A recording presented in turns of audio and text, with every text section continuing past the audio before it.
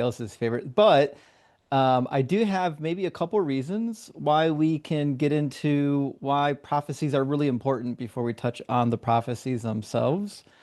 I put some slides together. Let me know if the slides are unreadable. I can zoom in if I really need to, but hopefully I won't need to. Okay, so I've got a number of slides, and I'm hoping that they're going to show up in the right order. And of course they don't, which is fine. I'll take them in the order we get them. But a couple notes on why the prophecies are so darn important.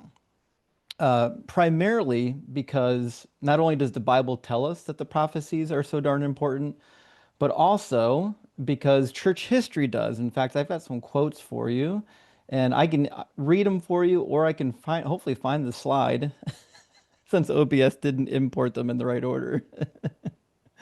I can find you the slide with the quotes, or I'm assuming they put them at the end. Let's see.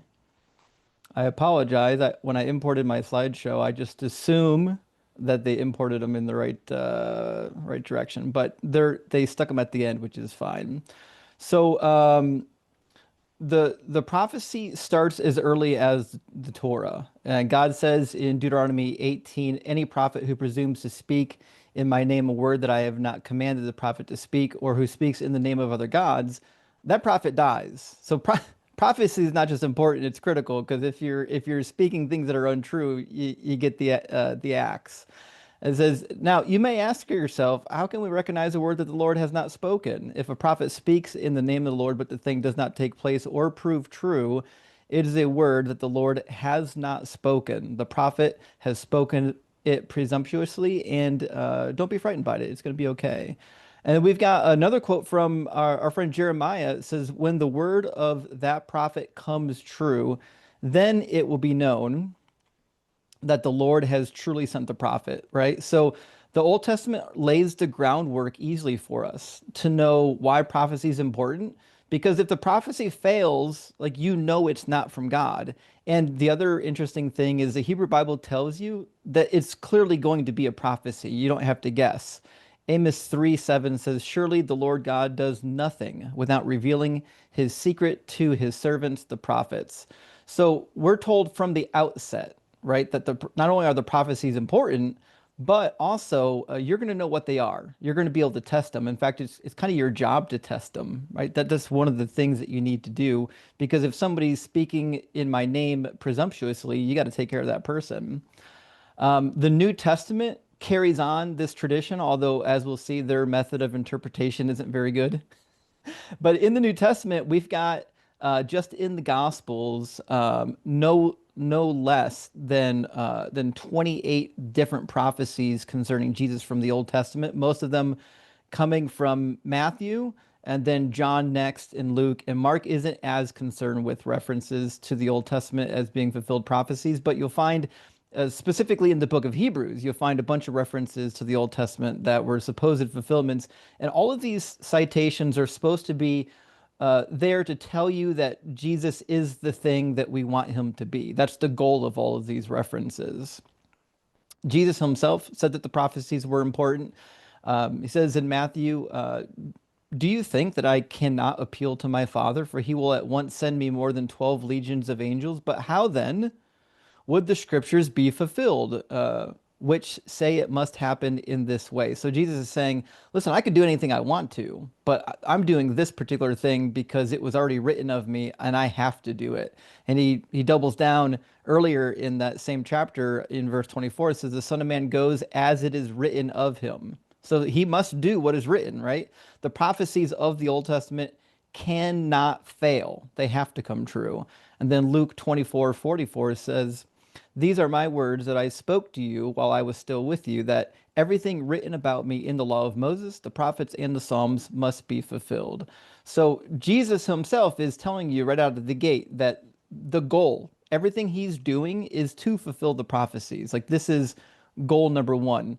Early church, they thought the prophecies were super important. My favorite author from the early church that doubles and triples and quadruples down on prophecies is Justin Martyr in his first and second apology. He said, first apology alone, he spends 16 chapters dedicated to the prophecies.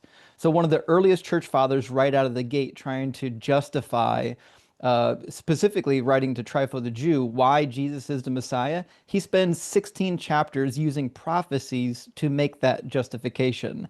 And then I've got a quote from Justin Martyr down here. It says, As and I wish you to observe that they have altogether taken away many scriptures from the translations affected by those 70 elders who were with Ptolemy, and by which is very, I'm sorry, and by which this very man who was crucified is proved to have been set forth expressly as God and man, and being crucified and dying. Now, this is an interesting quote because not only is Justin Martyr in this particular section of the dialogue trying to claim that there were prophecies about Jesus that were fulfilled, but he goes as far to say also the Jewish people have been actively removing prophecies about Jesus. That's why it says the 70 elders. This is a loose reference to the Greek version of the Old Testament. This is the Septuagint, which the Jews kind of unanimously didn't accept, but the Christian movement did. And Justin Martyr is upset thinking that the Jews only rejected the LXX because of these prophecies about Jesus. So Justin Martyr thinks everything is resting on these prophecies. Same thing with Origen. Origen goes through great lengths in his disputation with Celsus to try to say that, listen, I know that there were other individuals in Greco-Roman culture that were dying and rising individuals, but Jesus is special because the Old Testament prophesied that it would happen. It says, For because the Savior was sent afterwards, the Holy Spirit was sent also, that the prediction of the prophet might be fulfilled, as it was necessary that the fulfillment of the prophecy should be known to posterity. So Origen makes all kinds of arguments for why Jesus's experience, while it might be similar to other deities or demigods that you've heard of, ours is unique because Jesus fulfilled a whole string of other prophecies that nobody else could have fulfilled.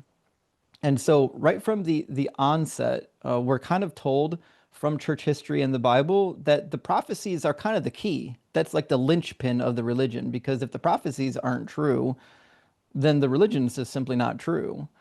And you might be thinking, well, what about the resurrection, right? And this is a pretty typical Christian rebuttal, which is, well, as long as the resurrection is true, everything else fixes itself. But that's not really the case. And for the same reason we spoke about before, the problem with resurrection, according to Origen and according to others, is that there were multiple resurrections. First of all, it's unfalsifiable, right? If you claim somebody resurrected, there's no way to prove that an individual resurrected in all of human history, as your data points would suggest that that didn't happen. But even if that is the case, we've got lots of other ancient resurrections. Most notable are Aristeus, Alcestis, Nero, and even Ramses II. There's a story that Ramses II went down to Hades and came back up. And Origen knew this. Origen, one of the early church fathers that was dialoguing on these issues, states that this was true. People already know about these other dying and rising individuals. So again, we're left to this argument. Well, just dying and rising isn't good enough, not only because it's not testable, but because there are others. We need something else to fill in that gap. And I think the prophecies become the perfect thing. Now, with that, I want to talk about the actual prophecies. There's some famous prophecies that most of you have probably heard of, probably maybe even read for yourself. Maybe you've heard them at like Christmas plays, different things like that. So we're going to kind of start at the beginning and walk through some of these prophecies, and we're going to look at these prophecies kind of like you would if you were doing an exegetical paper. I had a New Testament professor once that comically said when he assigned us an exegetical paper, if your exegesis is the same level as the New Testament authors, you're going to get an F. And I think that's kind of what these prophecies demonstrate, is that the New Testament authors couldn't properly exegete the Old Testament text, which is why you get all kinds of nonsensical interpretations and takes. The other problem, which we'll see clearly with this particular prophecy, is that the New Testament authors couldn't read Hebrew. It's possible that they could speak some Aramaic, but they certainly couldn't read Hebrew. They almost exclusively quote from the Greek version of the Old Testament, which is why so often, if you read the prophecy in the New Testament and then flip to the Old Testament to see where it's at, it won't read the same as the way it's quoted in the New Testament. It's going to read differently because they're reading from a Greek edition, which is actually not all that great sometimes. We'll see this with Isaiah. And we're reading from an English translation of the actual Hebrew text. So let's get right into the virgin birth. Matthew 1:22 through 23 talks about the virgin birth thusly, that it must have taken place to fulfill what was spoken by the Lord through the prophet. Look, the virgin shall become pregnant and give birth to a son, and they shall name him Emmanuel, which means God with us. So you would rightly think, oh, well, there must be a spot in Isaiah that says there's a virgin that's going to give birth to the Savior. And certainly that would be a fair expectation. Most translations of Isaiah is going to read a little bit different. Isaiah 7:14 actually says, therefore the Lord himself will give you a sign. Look, the young woman is with child and shall bear a son and shall name him Emmanuel. This is a striking difference, and the striking difference should be obvious to most people, which is namely, it says it's a young woman, not a virgin, and that she's already with child. The Hebrew phrase ha'el machara just means a pregnant young woman. The problem is that when they translated this text into Greek, they translated it at a time period where the Greek word parthenos could be used to refer to a young woman who's either pregnant or not pregnant, or with child or not with child, right? It was kind of a generic use of the word. We even see the same word used in the writings of Homer to refer to a woman who is married and has already had a child. We see the same thing in Genesis 34 in the Greek Septuagint. It's used to refer to Dinah after she's already been sexually assaulted by Shechem. So we know there's a point in history where Parthenos certainly could have been used to refer to just a young woman. By the time we get to the New Testament period, like a lot of words do, they start to morph in how they get used within society.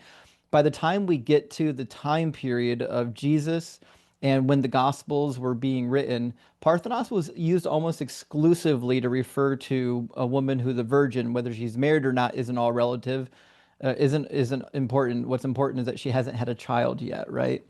So Matthew is looking at this Greek text and thinking, oh, this must be referring to a literal miraculous virgin birth, which not only is it not referring to that, if all he did was just read the context of Isaiah 7, he would know that not only does the context have nothing to do with a virgin birth, it's certainly not about a Messiah. If you just open up Isaiah chapter 7, you'll find that the prophecy is actually about the days of King Ahaz.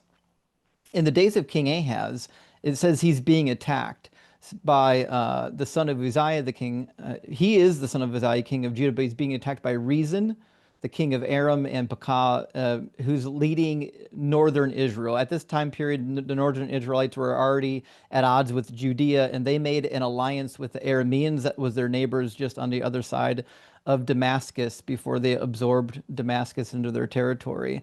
But it starts out in verse 2. It says, when the house of David heard that Aram had allied itself with Ephraim, the heart of Ahaz and the heart of his people shook as the trees of the forest shake before the wind. So the settings is super clear. There's a war afoot, and the king of Judah is afraid that his kingdom is going to be toppled. And remember, Judah is still God's kind of favorite kingdom at this point. And so God sends the prophet twice in this chapter to kind of shore up the faith of King Ahaz. And the second of those prophecies reads as thus. Again, the Lord spoke to Ahaz, saying, ask a sign of the Lord your God, let it be as deep as Sheol or as high as heaven. But Ahaz said, I will not ask, and I will not put the Lord to the test. Then Isaiah said, hear then, O house of David, is it too little for you to weary mortals, that you weary my God also? So God's just telling them outright, hey, ask for a sign. I'll give you a sign. I want to shore up your faith. Ahaz has like this fake piety, saying, no, I won't ask God for a sign. So God's like, forget it. I'll give you a sign. Verse 14, therefore the Lord himself will give you a sign. Look, the young woman is with child and shall bear a son and shall name him Emmanuel. He shall eat curds and honey by the time he knows how to refuse the evil and choose the good. For before the child knows how to refuse the evil and choose the good, The land before whose two kings you are in dread will be deserted. And so God is simply saying there's a child that's about to be born, King Ahaz. Before that child is born, those two kingdoms that are giving you trouble, they're going to be wiped out. How are they going to be wiped out? He tells you in the next verse, verse 17, the Lord will bring on you and on your people and your ancestral house such days as have not come since the day that Ephraim departed from Judah, the king of Assyria. So the prophecy is about the king of Assyria coming down, wiping out Aram, wiping out Israel, waging war with Judea, but not succeeding. And that happens. If you just turn the page to chapter 8, you'll find in chapter 8 that the king of Assyria swoops down and fulfills the prophecy in chapter 7. And as it's happening, the prophet himself, Isaiah, calls out twice, O Emmanuel, God is with us. So the prophecy not only was for 725 years before Jesus, it was fulfilled 720 years before Jesus. So this certainly couldn't be about Jesus. But when you have a person that you believe must be the Messiah by all costs, no matter what you do is you scour the internet or we would scour the internet. They scour the Hebrew Bible and say, what can I find here? What can I find here that sounds like my Messiah? And just call it a prophecy about my Messiah.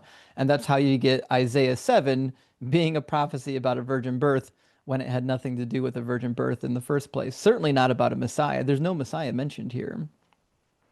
The next, probably most popular prophecy is born in Bethlehem. And of course, this seems like a winner, right? Because he was born in Bethlehem, wasn't he? This was predicted theoretically in Micah 5:2 when the children are commanded to be executed 2 years and under. This prophecy is quoted as being the reason. It says they told him in Bethlehem of Judea, for so it has been written by the prophet. And you, Bethlehem, in the land of Judea, are by no means least among the rulers of Judah. For from you shall come a ruler who is to shepherd my people. The first thing you'll notice again is the translation differs a little bit because they're quoting it from the Greek. I've got a quotation here from the Hebrew, and that's fine. The quotation's close enough for what we're doing.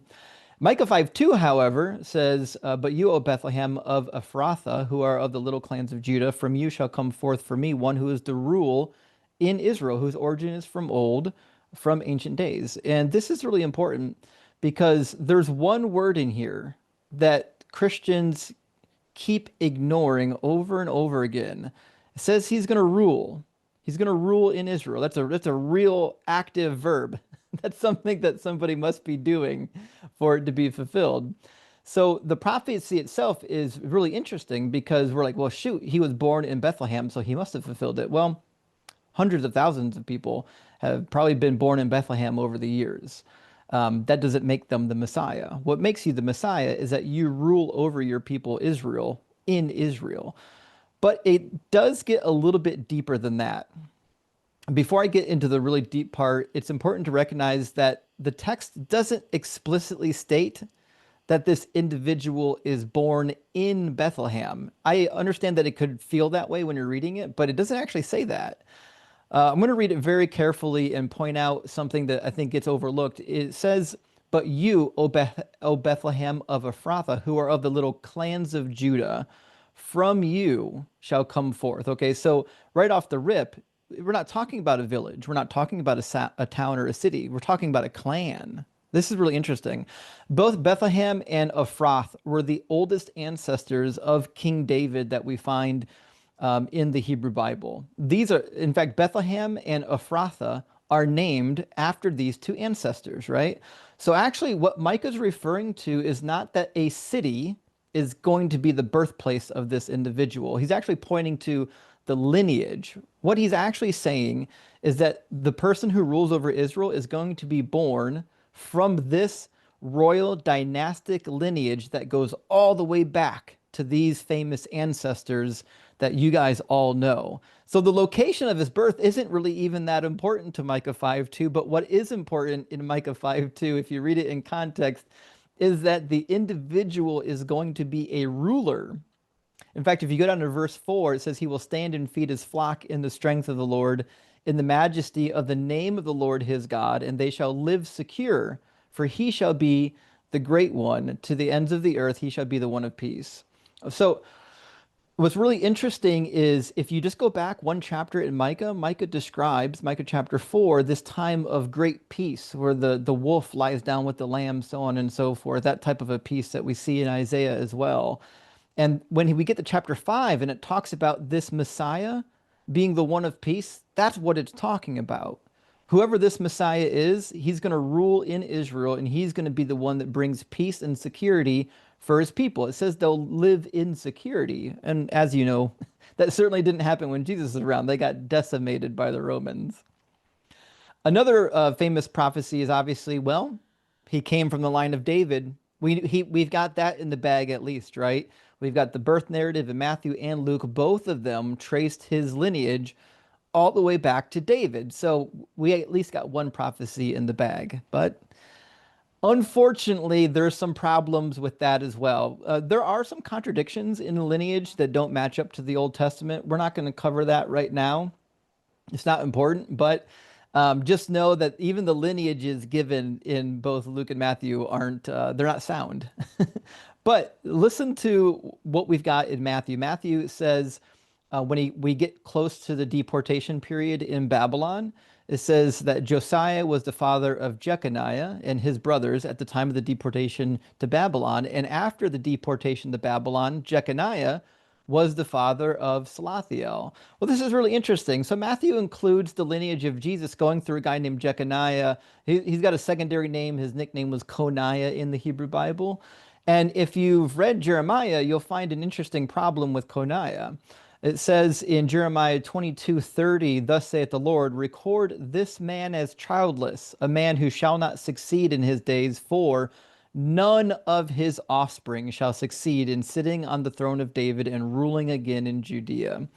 So what's really interesting is nobody after Jeconiah is allowed to be king in Judah. It's not going to happen. His lineage was cursed when he went into Babylon, which means Matthew's lineage is now useless. The fact that Matthew traced it through Jeconiah is hugely problematic. So you might be able to say, okay, well, I don't know. What about Luke?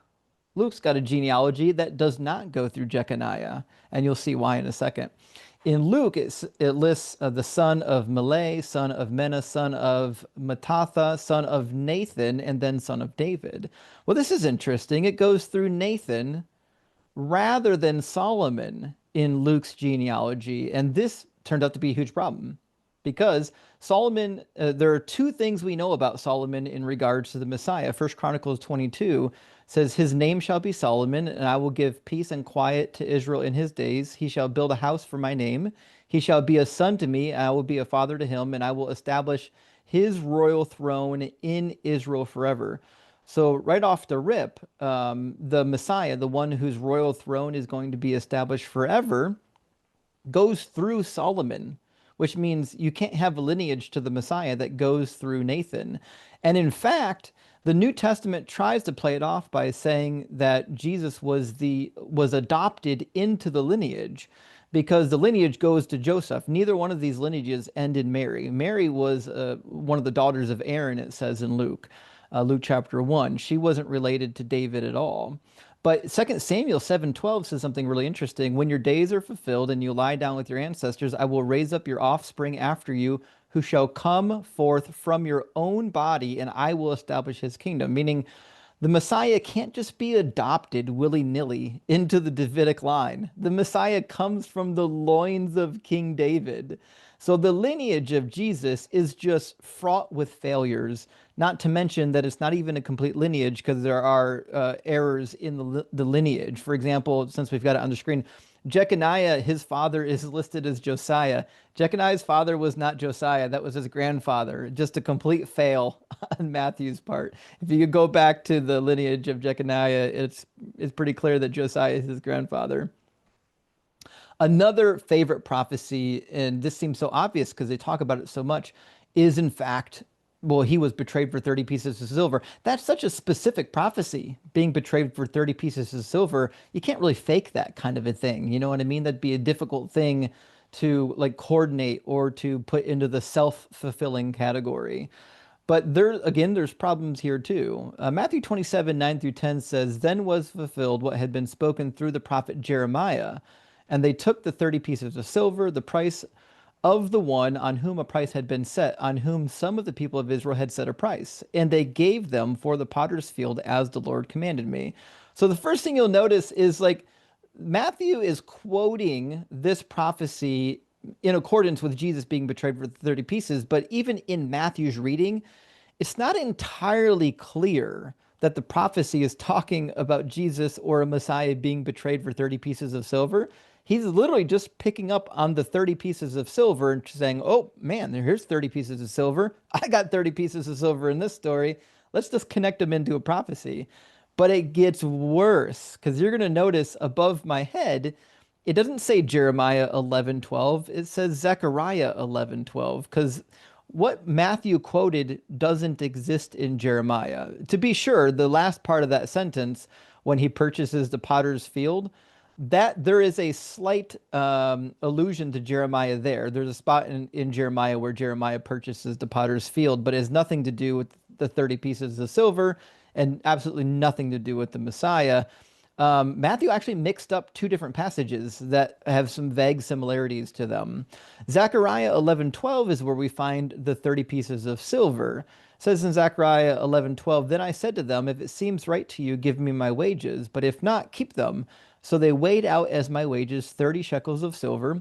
Then the Lord said to me, throw it into the treasury, this lordly price at which I was valued by them. So again, you'll notice the quotation's not one to one because again, Matthew's quoting from Greek. I'm quoting from the Hebrew to English, but you can see that the 30 pieces of silver that gets thrown back comes from Zechariah 11:12, and all of your study Bibles that have references will tell you this. So Matthew is kind of a goof. He misattributes the Old Testament so much it's hard to take him seriously, and I think this one is rather egregious. But you might ask yourself, what's actually happening in Zechariah 11? Well, I think it's kind of important because there's no Messiah being portrayed in Matthew chapter 11.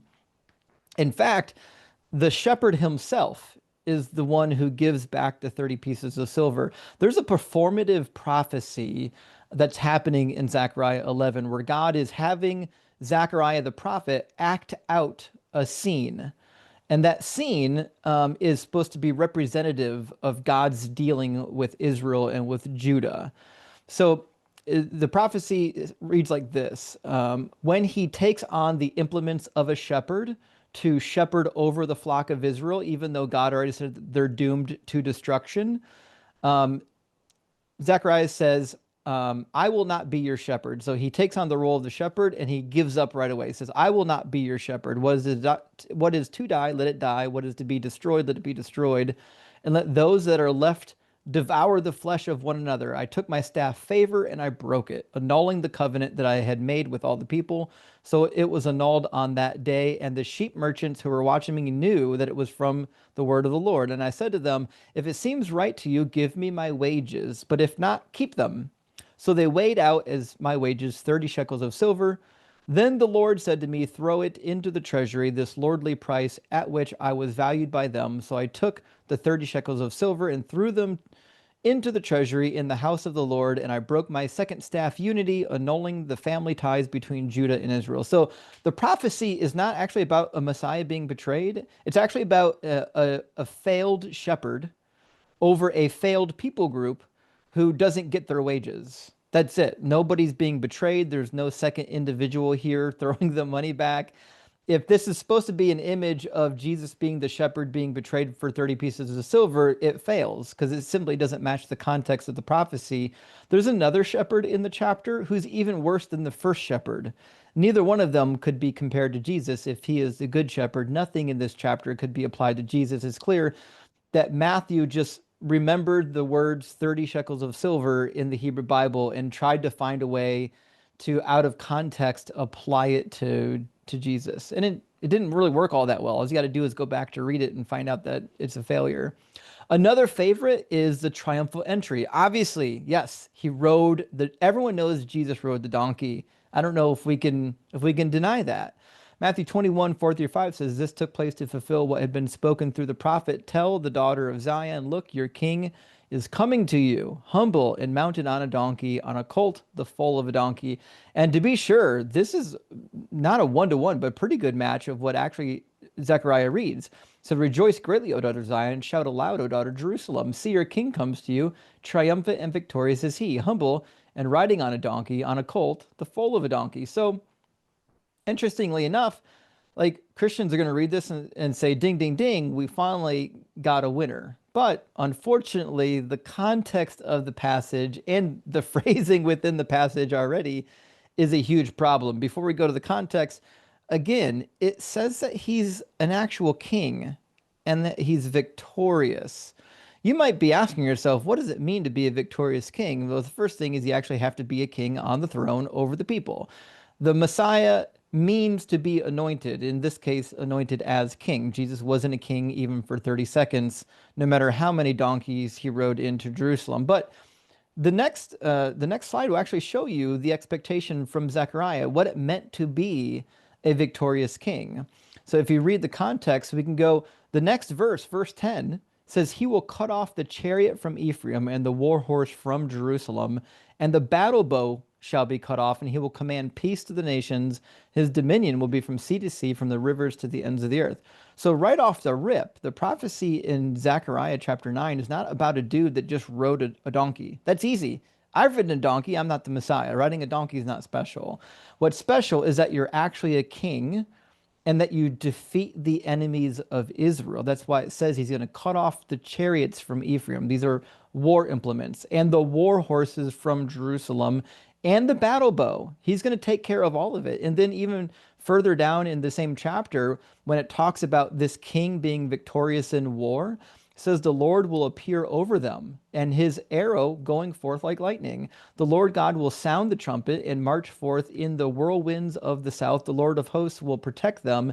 They shall consume and conquer the slingers. They shall drink their blood like wine and be full like a bowl, drenched like the corners of the altar. On that day, the Lord their God will save them, for they are the flock of his people. So Zechariah 9 has nothing to do with a guy who randomly rode a donkey into town. Zechariah 9 is about a triumphant, victorious king who's victorious over the actual physical enemies of Israel, that conquers the enemies and allows them to be safe.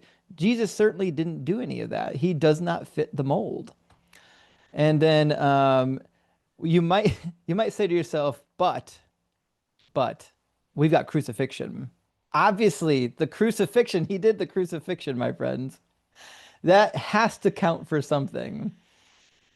Unfortunately, there's not a single prophecy in the Old Testament about anyone being crucified, not remotely close. But what they're attempting to do is link the crucifixion from Matthew 27, John 19, and elsewhere to Psalm 22. And when you read parts of Psalm 22, you can see why they might do that. In Psalm 22, Jesus calls out, my God, why have you forsaken me?" Well, when he's on the cross, Jesus calls out the beginning of Psalm 22, my God, why have you forsaken me? Why are you so far from helping me from the words of my groaning? For dogs are all around me, a company of evildoers encircle me. They pierce my hands and my feet. I can count all my bones. They stare and gloat over me. They divide my clothes among themselves, and for my clothing they cast lots. And this is a really interesting passage because at first glance you're like, wow, that really does sound like Jesus, doesn't it? Well, certainly it would. The problem is that the scene that they are describing, while it is quite figurative, is pretty common. We'll touch on this in the next couple of slides. The other problem is the text doesn't actually say they pierced my hands and my feet. That is a spurious translation. If your translation says pierced, the English translators who did your Bible are trying to do theology and they're not trying to do translation. Let's look at what's actually happening in Psalm 22. In Psalm 22, David is calling out amidst his own struggles. And what he's actually saying is that he's being attacked by the enemy, and he used all kinds of figurative language to describe it. Prior in the chapter, he says, I'm being surrounded by the strong bulls of Bashan. In verse 20, he says, deliver my soul from the sword, my life from the power of the dog. Save me from the mouth of the lion, which is why the translation in verse 16, where it says, they pierce my hands and my feet, you'll find in the Jewish translation and in the Masoretic text, it says ka'ari, like a lion. So the Hebrew phrase ka'ari shows up in the text, which just means like a lion, which you can see why that's what they would translate rather than they pierced my hands and my feet, because it matches the motif of what's actually happening. David is like verse 15, my mouth is dried up like a potsherd, my tongue sticks to my jaws, they lay me in the dust of death. The whole psalm is just this really beautiful poetic situation where David is likening his struggles. But the important part for Christians, they divide my clothes among themselves, and for my clothing they cast lots. We'll address why this isn't significant here in a minute. But let's look at this problem with pierced. So I've kind of compiled a number of the sources for the text. So probably the most famous for the Hebrew text is ka'ari, which just means like a lion. Now, the second most famous is the third one, ka'aru. The second one is like a lion, but it's in Aramaic. But the third one down just means they dug, like digging with a shovel. It doesn't mean to pierce. And the reason why a lot of English translations will say pierce rather than like a lion is because they say, oh, well, the word dug in Hebrew could be symbolic for piercing. They're making that leap for you. But that leap not only isn't necessary, it doesn't fit the grammar of what's happening, it's also, as we'll find out, a misspelling of a different word. The fourth option could be they defaced. It's another Hebrew rendering where the second letter is actually exchanged from an aleph to an ayin, so it still reads ka'aru, but it's a different consonant. And then we got various Greek editions of the same passage, one meaning they dug, another they disfigured, another meaning to dig, another meaning they bind my hands and my feet. That's why the NRSV translations say they bind or they bound my hands and my feet. It's because of the Greek Septuagint Aquila tradition. They have this particular interpretive method, and then another Symmachus. There we go.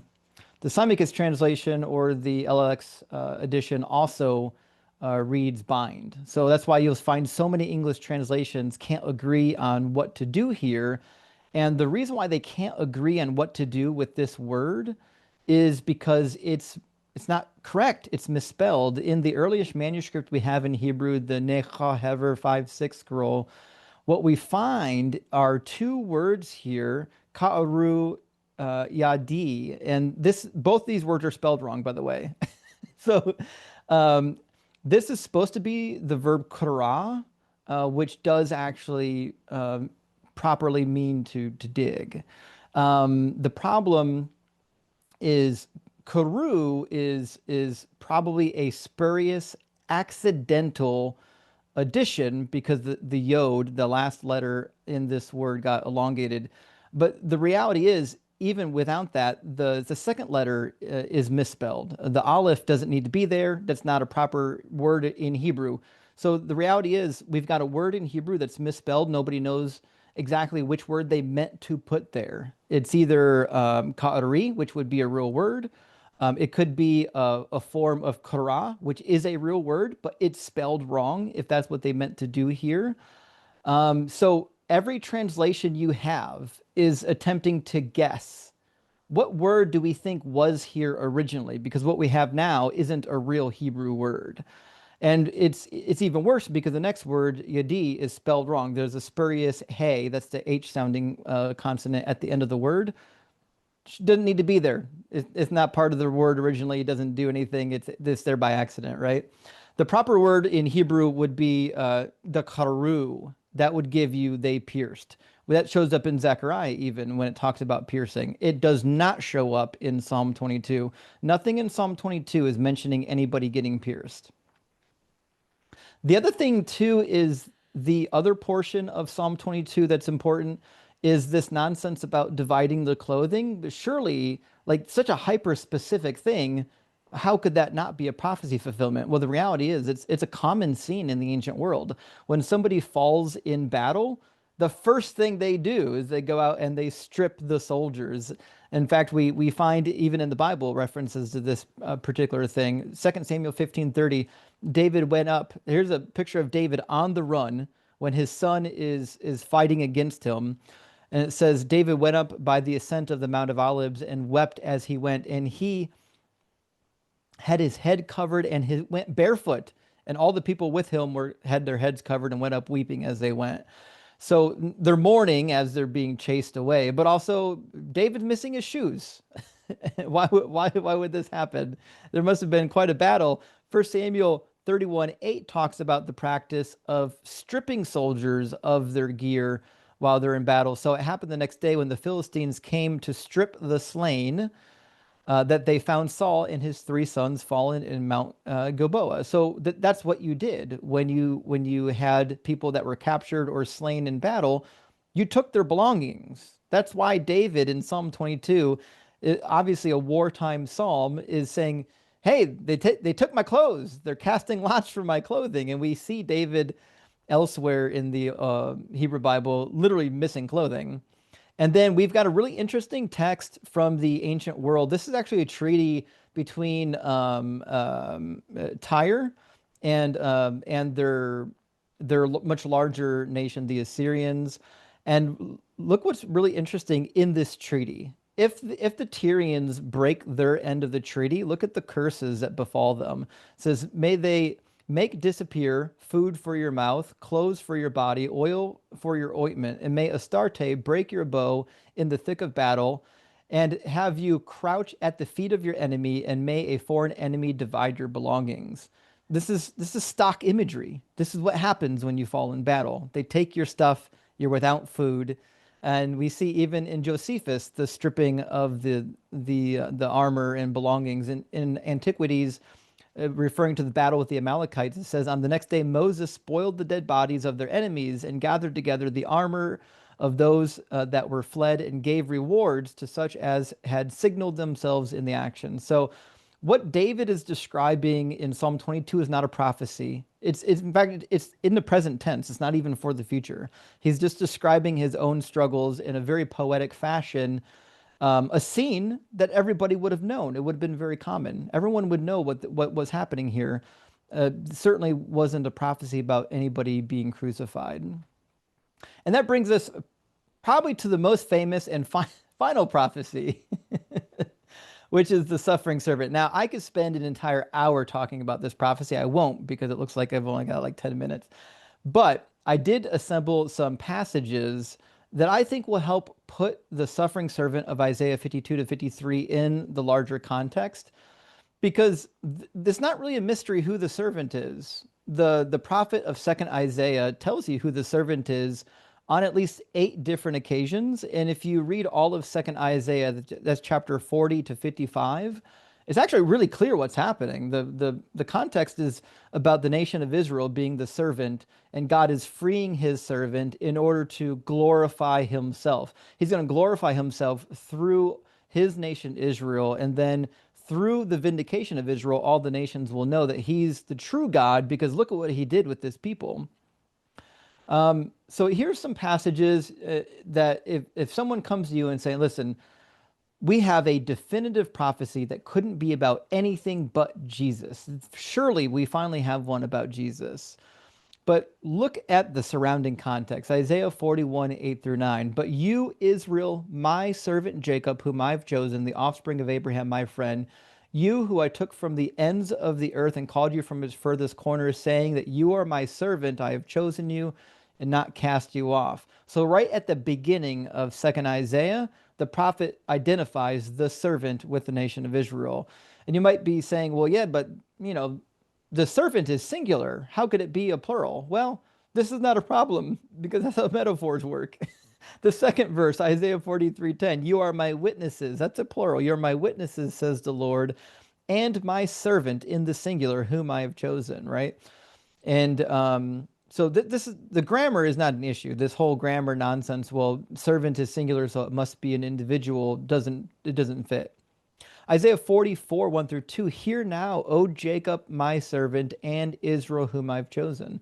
Again, the servant is Israel. Isaiah 44, 21, "Remember these things, O Jacob and Israel, for you are my servant. I formed you, you are my servant." So again, There's a reason why this is happening.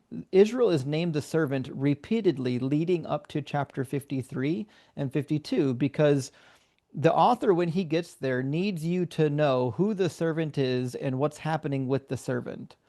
Isaiah 45:4, for the sake of my servant Jacob and Israel, my chosen, I call you by your name. They're being called. Where are they being called from? Isaiah 48:20 tells you, go out from Babylon, flee from Chaldea, declare this with a shout of joy and proclaim it, send it forth to the ends of the earth and say that the Lord has redeemed his servant Jacob. And this is the meta narrative of second Isaiah. This is the arc that God is redeeming his servant Israel from Babylonian captivity. So we're talking about 538, 539 BCE. God is saying, now it's time to get up and get out of Babylon. I've redeemed my servant. That's the whole narrative of second Isaiah. Every last prophecy, every last word in second Isaiah is dealing with that situation. Every last word.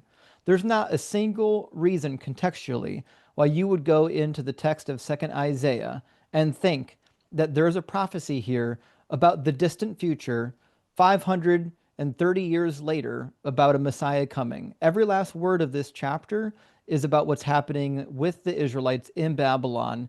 It doesn't make any predictions for the distant future. In fact, Isaiah 53 is not couched in hundreds of years later. It's couched as the voice of the nations, depicting what they have witnessed, the abuse of God's chosen servant while they were exiled among the nations. And so Isaiah 53 clearly is about the nation of Israel, uh, both suffering for their own sins. In fact, second Isaiah opens with that their term of service is over and they've suffered double for their sins. Why did they suffer double? Well, they suffered for their own sins and for the sins of the nations, because when the sins of the nations, or when the nations recognize their folly for what they did to the servant, they'll understand that the reason why Israel was punished so greatly and then exalted was so that we could finally see the light, right?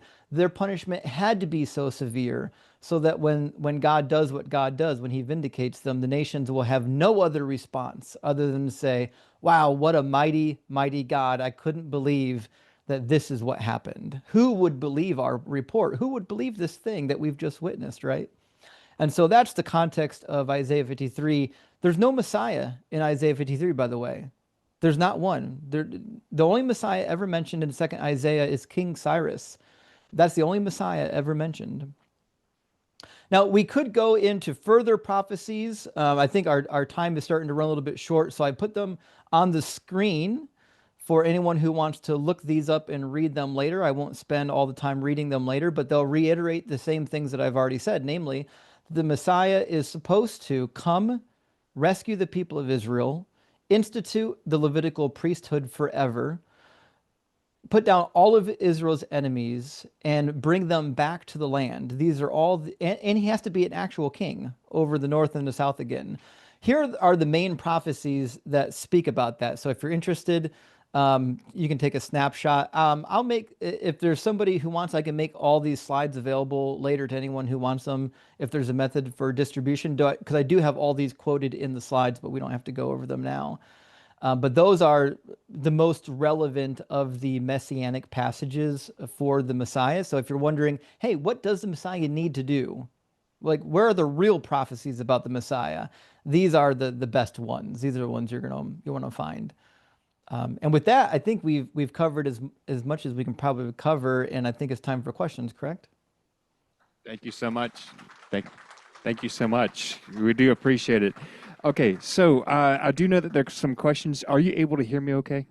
Okay, Yeah, fantastic. yeah. Okay, so we have a couple hands raised already. Thank you. What? Thank you so much for an amazing academic and well-researched talk. That was amazing.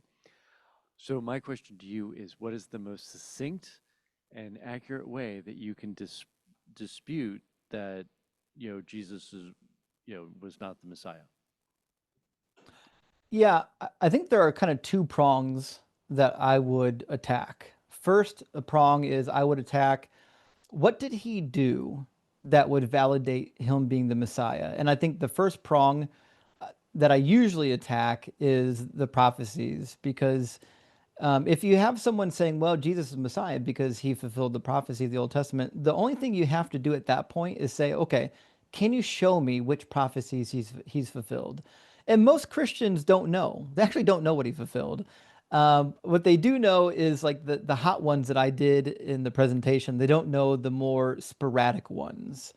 They certainly don't know the ones that are kind of more hidden, like in John 19.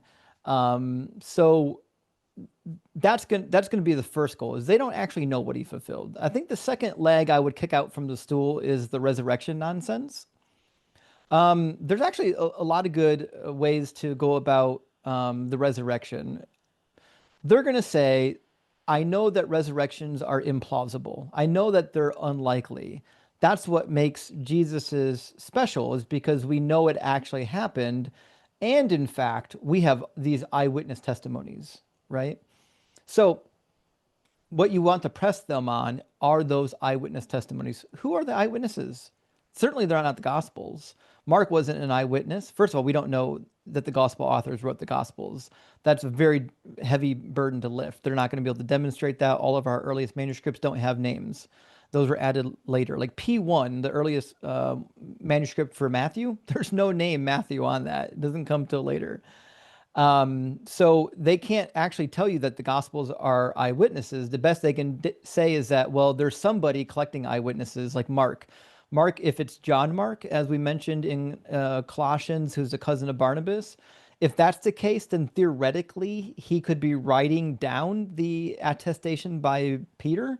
Maybe, if we think Mark wrote Mark, but Mark certainly wasn't an eyewitness. Luke tells you he's not an eyewitness, right, in chapter 1. Matthew, certainly, I have no reason to believe that Matthew wrote Matthew. Not only that, there's some peculiarities with Matthew. He's certainly, his conversion story is robbed from Mark, like directly robbed from Mark. He copied his own conversion story from Mark. And then he tells his own conversion story in the third person, copied from Mark. Why would an individual ever do that? It's such a nonsensical way. Like if you're writing an actual gospel from your own point of view, I would expect that your own conversion story not only has the most detail in it, but that you didn't just copy it from somebody else. That's ludicrous.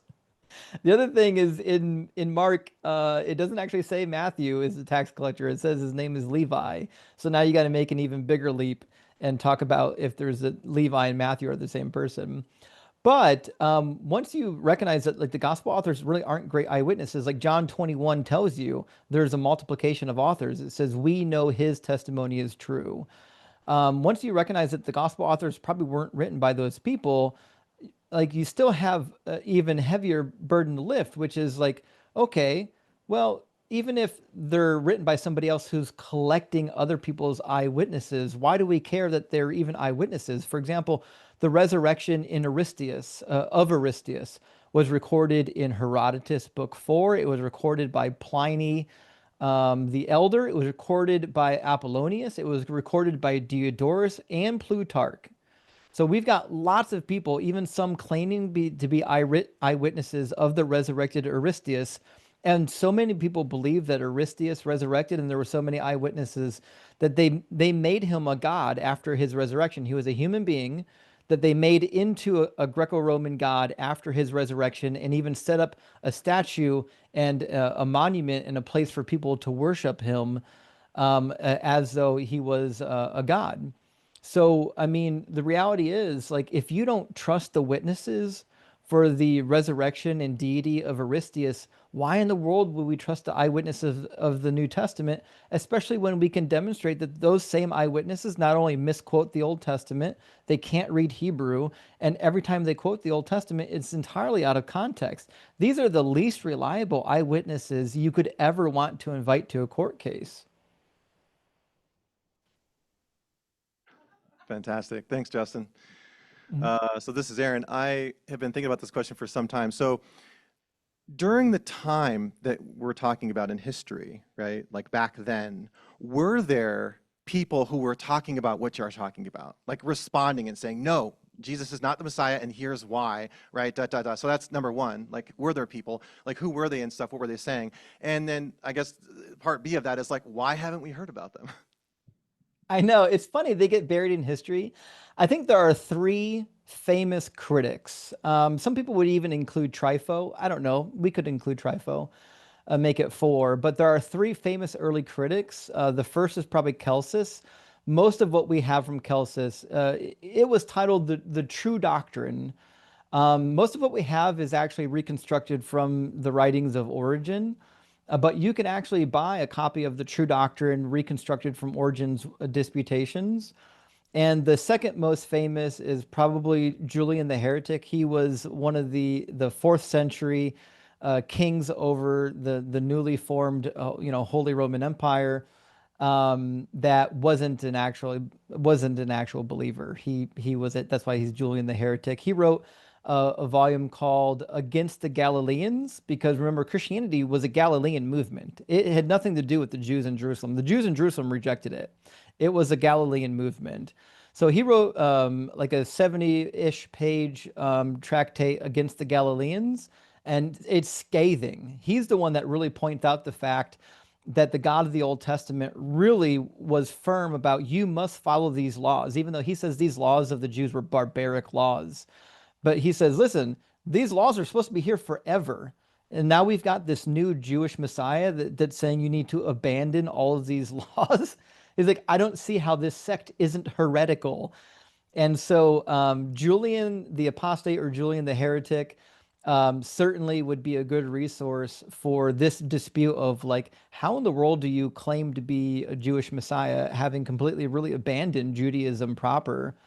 Another famous example of an earlier dissent would be Porphyry. So Porphyry is another interesting one where he's basically attacking the nature and character of Jesus, kind of like Celsus. So Celsus does a lot to attack Jesus personally, like for example the miracles, right? So Celsus says that Jesus didn't perform any miracles. His mother was essentially unfaithful. She slept with a Roman soldier named Panthera, and because of this situation, she had to elope into Egypt, and so that she wouldn't get stoned for committing adultery.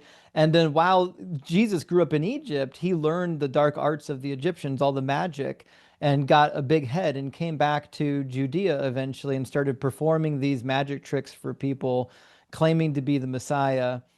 And so Celsus goes way out of his way to attack the supposed prophecies of Jesus, attack the miracles of Jesus, attack the lineage of Jesus, claiming, no, no, no, no, he wasn't of the line of David. He was a bastard child that they had to hide. Celsus is pretty scathing against the whole Jesus narrative. And his work is widely available. You can get it on the internet for free. You can get a written copy pretty cheap. And he's one of my favorite early critics. The writings of Porphyry are a little bit longer. It'll take you a while to get through them. You can get through the writings of Julian in a weekend. You can get through the writings of Celsus. They're a little more concise. In like maybe an hour or two, you can work through them pretty quick.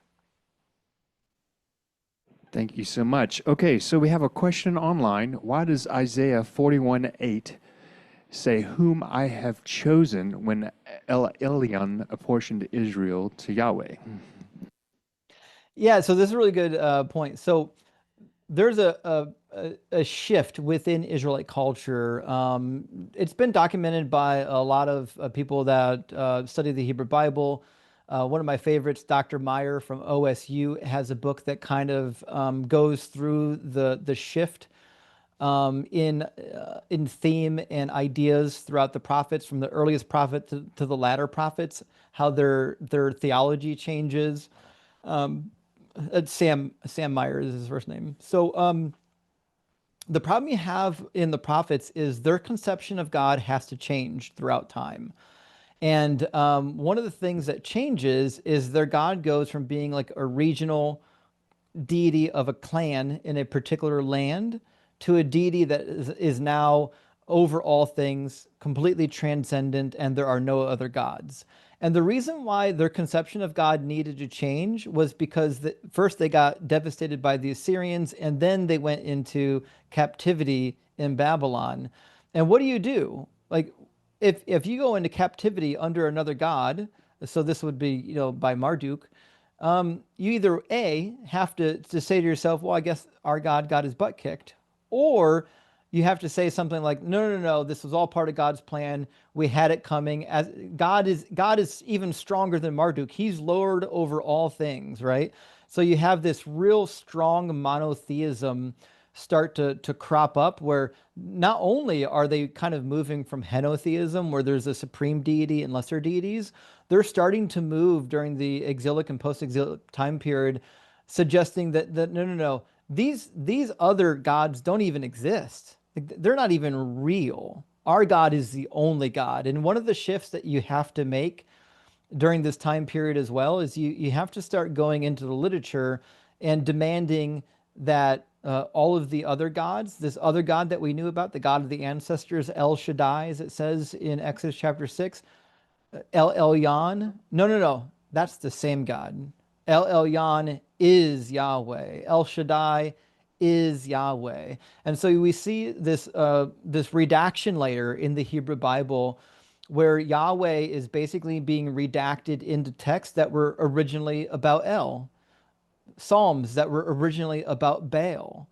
We see all kinds of redaction in the text trying to make it so that Yahweh is the only God, even though we know in the earlier strata of the text there were multiple gods. Even they missed some of them, like Exodus 12:12, I believe, says that God is judging the gods of Egypt. And so it's not until you get to the exilic period and post-exilic period that we have this idea of that there's actually only one real God. The other gods are actually fake, or they'll reduce them to the role of like an created angelic figure. To be sure, the passage that you're referring to in Deuteronomy, there's another one, Deuteronomy 32, verse 8, has a clear distinction between Yahweh and Elyon. And to be sure, the earliest strata of Hebrew history would have had Elyon and Yahweh as part of a pantheon, where Elyon would be the high god and Yahweh would be the god that that had his own portion among the nations, among the 70 nations. That's why there were in the Ugaritic Canaanite pantheon, there were 70 sons of El. Each one were over their own individual nation, and they're getting judged. In Psalm 58 and Psalm 82 and Sirach 7:17, we learn about these other gods that are appointed over the nations that get judged. These are early strata within the Hebrew Bible that don't get redacted, but we've got a lot of late strata that do get redacted to try to make it appear that Yahweh is the only God. But anyone who's really studied the Hebrew Bible can see that they didn't do a really good job of covering their tracks. There's mistakes, plot holes, gaps everywhere. And that's where like textual criticism and form criticism get to come in and have a field day with it.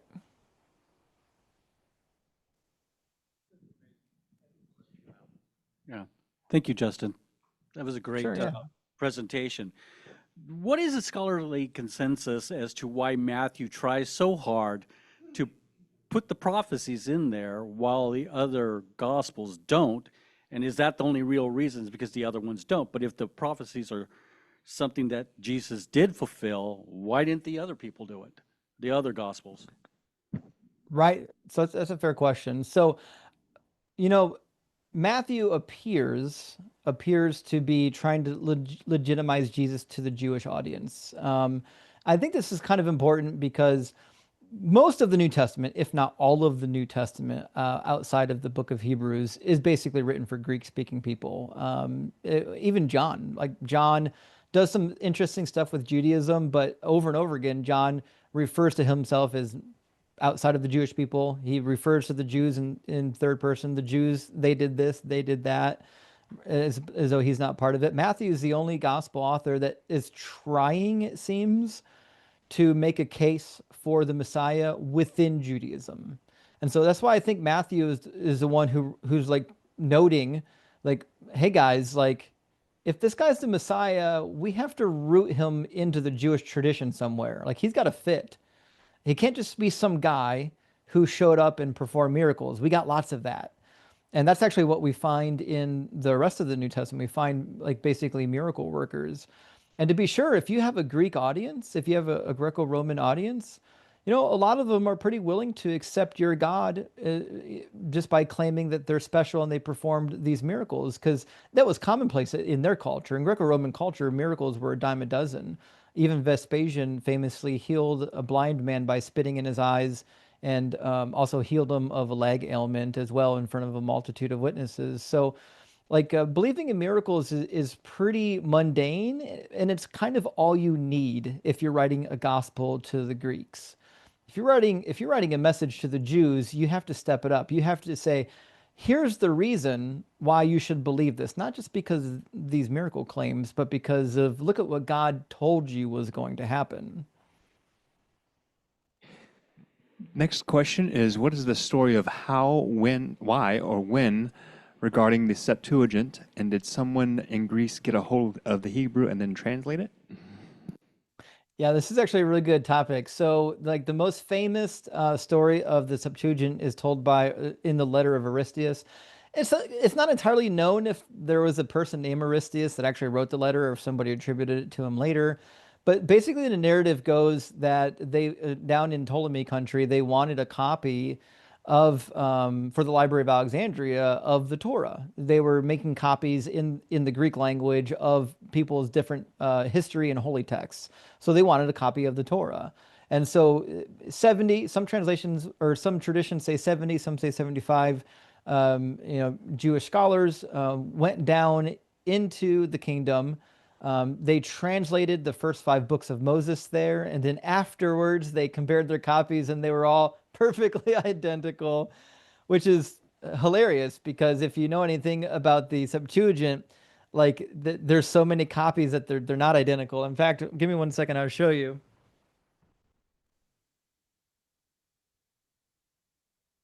I've got it's pretty thick. This is a copy. Oh, I gotta get my green screen down. This is a copy of my critical edition of the Septuagint. This is one of the newer ones. There's an even newer one out than this one that's like multi-volume, and you have to have like an independently wealthy uncle in Zimbabwe that sent you money to afford it. But the reality is, this document shows you hundreds and hundreds and hundreds of differences between the various Septuagint manuscripts, is to make the claim that they all translated it individually and then compared it and they were perfect. It seems kind of silly based on the manuscripts that were handed down to us. The other problem is it says that they only translated the first 5 books of Moses. We have no idea when the other translations came through. We don't know when Isaiah was translated. We don't know when Jeremiah was translated, although we know for a fact that Jeremiah was being edited all the way into it appears the 2nd century. They were editing the book of Jeremiah in Greek and Hebrew for hundreds of years after Jeremiah was already dead. So, but the reality is the translations were eventually compiled into a codice, a codex that included all of what we would call the books of the Hebrew Bible. Most likely included apocryphal books, most likely included Baruch, most likely included Esdras, most likely included the additions to Daniel. The earliest one most likely included Enoch. In fact, even the early church fathers, I think Tertullian had a whole discourse on why Enoch should be included in the canon, because it's quoted in Jude and it's referenced in 2 Peter. And so we don't know when all of these works were translated exactly, except that we know that they were translated after the first 5 books of Moses. And they weren't translated very good. One of the earliest translators, Sir Lancelot Brenton, when he did his famous English translation, like if you buy an English translation on the cheap of the Septuagint, it'll probably be his. He makes translation notes. In his translation notes, he states that of all of the prophets that are translated from Hebrew into the Greek, that Isaiah was the one that was translated the worst and most sloppily. I want to respect your time. Do you have time for at least one more question before we Oh, wrap? sure, yeah. Okay, fantastic. We have a final question here saying Jewish people are obviously still awaiting the Messiah. Are these the same arguments they use? If not, why not? Yeah, so most of what I say, I don't think you'll get much disagreement from the Jewish people. My position actually would work whether you're an atheist or a Jew in terms of Jesus being prophesied. He just wasn't. All you have to do is study the Hebrew Bible, and that's one of the reasons why I studied the Hebrew Bible in school as my concentration. So everyone kind of has to pick a concentration in seminary. My concentration was Hebrew Bible and Semitic languages. And so my arguments would work even if I was a Jewish person. That being said, one of the difficulties looking at the prophecies from the Jewish perspective is that it's pretty clear, even in the context that they're given, that like a lot of these messianic prophecies were for after the Babylonian exile. When God frees them from Babylon, finally his prophecies will come true. And then they don't come true, right? So what do? Rather than admitting that they don't come true, they kick the can down the road. But well, they'll come true later. Well, he was going to make them come true, but we acted up again, so then he didn't make them come true, right? So they're kind of ignoring the context themselves of the prophecies in order to hang on to the faith. And you even see this in, so if you read the book of Second Maccabees, in Second Maccabees chapter 2, there's an interesting idea. They feel like the promises of God are finally starting to come true. They didn't come true after the Assyrians. They didn't come true after the Babylonians. They didn't seem to come true during the Greeks when they were ruling over us, but now we've defeated the Greeks. Hey, and it kind of looks like they're starting to come true. In fact, we expect any minute now that they're going to come true in the immediate future. And so every time the prophecies fail, they kind of kick the can down the road. And this idea of kicking the can down the road is what leads to the Christian movement. You can even find this in like the Pesharim and the Dead Sea Scroll collection, like the Pesher and Habakkuk and the other prophetic Pesharim. You'll find that they're going into these prophecies and saying, listen, the prophecy says this, but it actually now means this. This used to be about the Chaldeans, about the Babylonians, but now it's actually about the Kittim. So they had this idea that since the prophecies didn't come true and God can't fail, they must have some transitory nature of them where we can just reapply it to stuff happening in our time period rather than just admitting that they didn't come true. Okay, I just wanted to, as we were wrapping up, I was on the line call yesterday, was able to listen in. I understand that you have a new channel in addition to your regular channel. Is that correct? Yeah, I've got a lot of frying pans in the fire. Well, I don't know which new channel you're referring to, but I can go over all of them. So I do Sunday mornings. Actually, they're probably live right now. I'm not with them. Sunday mornings, I do a live stream with Dr. Blitz, which you already know, and allegedly Ian, called Unapologetic. I also have a side channel that I started and I kind of got distracted with debates and I didn't get back to it, but I'll be posting more to it. It's just on YouTube called The Ancient Near East, where I read documents from the Ancient Near East, specifically the ones that are like related to biblical stuff. So the last one I did was about the Babylonian Sabbath and where the idea of the Sabbath might have actually came from prior to Judaism. And so I do a lot of stuff like that on the channel. And then obviously, my main channels, Deconstruction Zone and DZ Debates. Fantastic. Okay. Are there any other podcasts, any relevant information that you recommend for those of us who want to follow up? Yeah, that's a really good question. I actually did finally get my stuff loaded on podcast. I'm working through getting everything from this year loaded. I should have it loaded here within another week, and then I'll just keep it updated. Every time I do an episode, I'll upload it to the podcast. And the podcast is on all of the places where there is podcast. So Apple and iTunes or the other ones I can't remember. But they'll all be there. So if you're not really into the YouTube, you can do the podcast flavor as well. Thank you so much. And everybody, if you would just give a round of applause for an excellent presentation. I'm seeing a lot of likes and everything from people online. Thank you so much for spending your time with us this morning or afternoon, wherever you may be. And live humanism every day, everybody. Thank you so much. Thanks so much for having me. For those of you who are in the room, we do have a little bit of food left. We've been kind of picking it up as we go. We also have a board meeting this afternoon, so if you wouldn't mind helping us get the